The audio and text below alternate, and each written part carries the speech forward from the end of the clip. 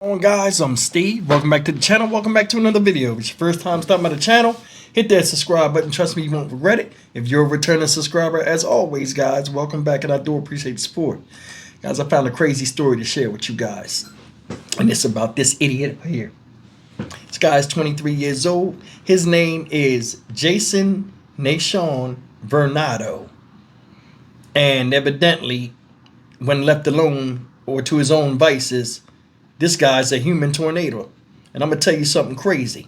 This guy made 2 news stories in 2 weeks after being arrested for... Let's start from here. November 2nd of this year, this guy from Grand Rapids, Michigan, shout out Grand Rapids, 23-year-old man, Mr. Vernado, stabbed his grandma up in her kitchen so bad to where she had to be hospitalized. Then, if that wasn't enough, now that happened on November 2nd. November 18th, this guy goes to some people's house that he don't know, knocks on the door, asks for water. The man don't know him and tells him no. He barges in the house, 68-year-old man, and stabs up the neighbors or the people's Rottweiler that was trying to protect them from him before running away. Now he's locked up. Some of these stories, man, it just defy logic for me. For somebody to be 23 years old, just, I don't know if it's the drugs or what, but man, people are just, as we advance into the future, people become more and more instinctively stupid. And I think he's one of them. I told you before, people's minds, their bodies are, and their age is outgrowing their minds to where their minds can't keep up with the age that they are at present time. It's like they suffer from retardation or something. Take a look. The suspect from a home invasion and stabbing incident in Ottawa County is still in the county jail tonight. Tonight, we've learned Jason Vernado is also wanted in Kent County. News 8's Nicole Tam looked into his records this afternoon and has a breakdown. Before the assault that was reported in Olive Township on Tuesday afternoon, the 23-year-old was also charged in another case here in Kent County. Court records that News 8 obtained today shows that assault happened here on Alto Avenue Southeast in Grand Rapids earlier this month. A woman told police Vernado, her live-in grandson, cut and stabbed her on November 2nd. Court documents say she believed he was using drugs and acting strangely. The incident started after Vernado hit a trash can into the driveway while driving recklessly. When she confronted him about it, he came back minutes later and stabbed her in the arm. Records also show that Vernado didn't show up for a November 10th hearing for the assault case, and that led to a bench warrant for his arrest. He also didn't appear for 2 other cases in Grand Rapids, one for not obeying police and the other for reckless driving. We talked with Kent County Prosecutor Chris Becker this afternoon on investigations that involve multiple counties. It's good for the victims. Generally if there's a victim crime, you want both, in 2 different counties to handle their cases speedily. But it's also good for the defendant because, then they don't want to have to, get done with everything here and have this hang over their head here. Becker also said there's an order that has been entered for Vernado to appear for a December 2nd court hearing for that Grand Rapids assault case. Nicole Tam, News 8. I don't feel safe here without him.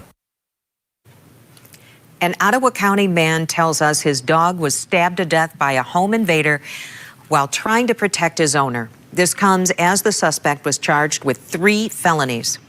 News 8's Nicole Tam talked with the victims who say that their dog, Chief, was more like a family member and died a hero. Tucked away in the woods of Olive Township is Paul and Quada's home. Inside, it's evident they love Rottweilers. For the last 8 years, Chief was part of the family. Very protective of us. Even when Paul and I would argue just a little bit or our voices would get raised a little bit, he was like right there between us, just like, be good. I love you both. He's just a good boy. On Tuesday night, 23-year-old Jason Vernado reportedly showed up to the house and asked Paul for water. When he said no, Vernado forced his way into the home. That's when Chief jumped into action. He got me away from the guy, and that gave me a chance to go look for the gun. And when I came back, he was gone. So I think Chief ran him off.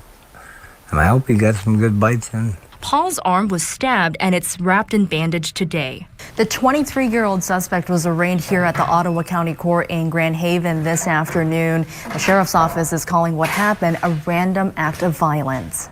Bernardo was charged with home invasion, killing and torturing an animal, and assault. The county's prosecuting attorney could not comment on this specific case, but told News 8 animal cruelty laws are in place to protect the voiceless. Studies are pretty significant showing that cruelty and violence can start with animals and can grow significantly from there. So it's very important that we have some teeth against people who are cruel to our animals. As the couple grieves, they have a message for Bernardo. We're afraid of our home now. And we don't have our dog anymore that we absolutely love. Chief may be gone. He died for Paul. He protected him. He's a hero. But will never be forgotten. In Ottawa County, Nicole Tam, News 8. As you see, may Chief rest in peace. You don't think America's going to shit? You don't think America's going to shit? He's 23 years old. Evidently, he was dealing with something that made him out of his mind. You stabbed your grandmama up. This unforgivable, fam. Unforgivable. Look at this article. A man accused of attacking an Ottawa County homeowner with a knife and killing the man's dog is also wanted for a stabbing of his grandmother in Grand Rapids, early November, court records show. Jason Nashon Bernardo had a 1,000-yard stare and kept saying that he didn't know what was going on after the attack that left his grandmother hospitalized, court records show. Bernardo, 23, has 3 bench warrants in Kent County for failing to appear in court. The most serious case involved the November 2 knife attack of his grandma in his grandmother's kitchen. Bernardo was also arraigned Thursday in Grand Haven, one charge stemming from the November 18th attack of the Ottawa County's Olive Township. In that case, a 68-year-old homeowner, which we seen, said Bernardo barged into the house and asked him for water and attacked him with a knife. The homeowner's dog fatally stabbed while protecting the owner, right? Said he's in jail right now on a $250,000 bond and has another hearing set for December 5th. December 2 court hearing charges are felonious assault and aggravated domestic violence on his grandma. This is what happened on November 2nd when he attacked his grandma. They stem from reported domestic assault on November 2nd at a home in Alto Avenue Southeast where Bernardo was living with his grandma, 23 years old, court records show. Grand Rapids police met Bernardo's grandma at a local hospital where she was being treated for a cut measuring several inches long, records show. She told police that she believed Bernardo uses drugs and at that time he had been acting very strangely, according to a probable cause affidavit filed in Grand Rapids District Court. Jason had struck a trash can while driving recklessly in her driveway. When grandmother confronted him about it, Bernardo stormed upstairs and then suddenly, minutes later, came up to her in the kitchen and stabbed her in the right triceps with a black folding knife, court records show. Jason said nothing during the assault, then fled in her vehicle. He was arrested a short time later driving her car. Police found a black butterfly folding knife on him, records show. He was released from jail after posting 10% bond of $7,500. Who paid that bond? Who paid that bond? Now I want you to think about something. His bond was $7,500 just for stabbing his grandma. Stabbed her in the back of the arm. Then he stabbed the other guy in the arm. He's a serial arm stabber. 23 years old. Living with grandma. Using grandma's car. Driving recklessly in her shit. Recklessly in her car. Crashing the thing. She not supposed to say nothing. He goes upstairs because he got chastised for not being a man. Living on his fucking own in the first goddamn place. And she ain't supposed to say nothing to him. He come downstairs and I gotta stab her. Blank look on his face. Said he had a crazy look. Yeah, I think he's on drugs. Grandparents cannot take care of young kids nowadays, let alone having grown men in their house. Then he don't show up for court because Somebody bailed him out, and it further emboldened him because he feel like he got backup out there when he fuck up in the streets. I want to know who paid that goddamn $750 and why was it so damn low? Huh? Why was it so low, y'all? Seriously. You stabbed your grandma and I need to count for something. For real. Stabbed her so bad she was in the hospital with a butterfly knife. Where you get it from, the local gas station? Stupid shit. Stupid. America is in the toilet. For real. The whole justice system smell like shit any goddamn way. We might as well pull the goddamn handle and flush the whole shit down the toilet and start over again. But this happened what? November 2nd? So 10 days later, you go in another township, bust up in somebody's house. Hey man, let me get some water. You don't know these people. The dog like, what the fuck, you know what I'm saying? You stab the man in the arm. He run to go get the gun. You stab the dog up. Then run off till your drugs wear off or whatever it was that was you was dealing with. Now you locked up again. Multiple warrants. Motherfuckers like this that don't care about them their lives, society shouldn't care about them. And I wouldn't lock his ass up by showing him the flowers. Who are you to run around here? I don't give a fuck what's influencing you to do what it is. After that shit with your grandma, you shouldn't have took nothing else. You should have fucking self-reflected, but we can't see that now. Motherfuckers look in the mirror and see nothing. They see nothing.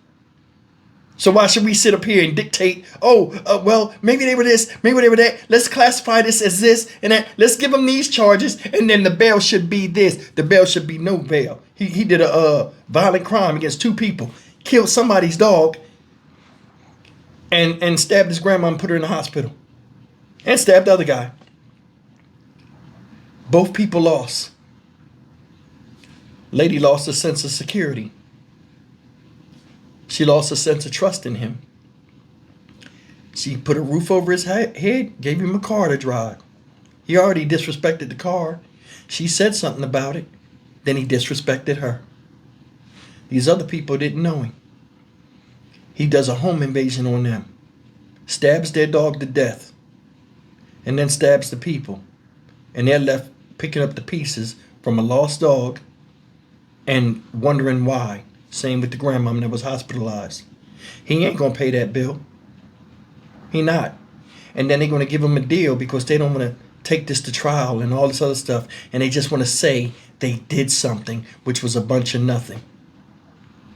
That's the part that's sad. Nobody gets real justice in this country. Nobody.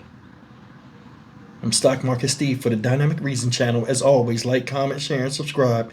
I will see you in the next video. Take care.